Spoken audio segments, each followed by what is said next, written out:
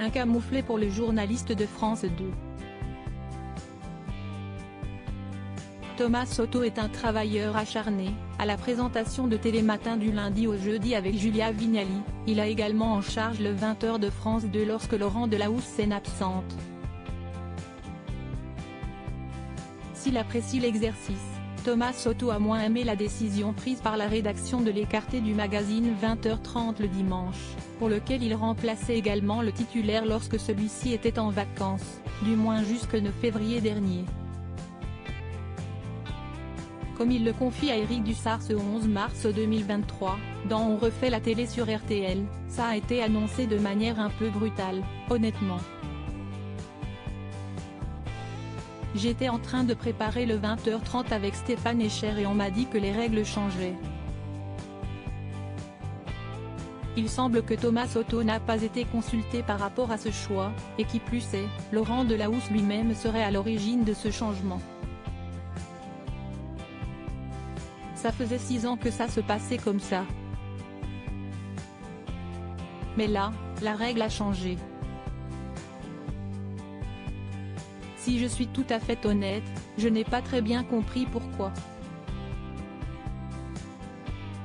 Le fait de ne plus présenter le magazine du soir en même temps que le JT attriste Thomas Soto, même s'il reconnaît que l'émission étant une création de Laurent Delahousse, celui-ci doit garder sa liberté de choix.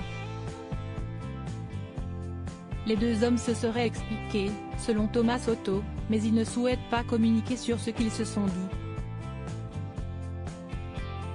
Anna Cabana, Thomas Soto. Ces journalistes tombés sous le charme d'une personnalité politique et la compagne de Thomas Soto veut rester discrète sur leur relation. Le journaliste est en couple avec Mayada Boulos, une brillante communicante dans le milieu politique qui a eu un rôle de taille à Matignon, conseillère communication de Jean Castex.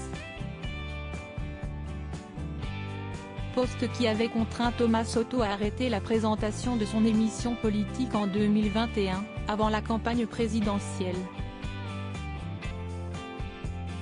Depuis, la quadragénaire a été nommée présidente exécutive de Havas, l'un des plus grands groupes de communication au monde. Pour Gala.fr, Mayada Boulos était revenue en détail sur ses 24 mois au sommet de l'État, mais n'avait pas souhaité évoquer sa relation de couple. Premièrement, parce que je pense que ça n'intéresse personne, je ne suis pas une personnalité publique ou politique, avance-t-elle d'abord. Deuxièmement, quand on décide d'exposer sa vie privée, il faut en assumer les conséquences au sens large, c'est-à-dire exposer ses proches, complète-t-elle, arguant qu'elle préférait largement parler de son métier qui la passionne. Et de conclure, faire parler de soi, pour le plaisir, je ne vois pas l'intérêt. Crédit photo. RTL Twitter Éric Dussart.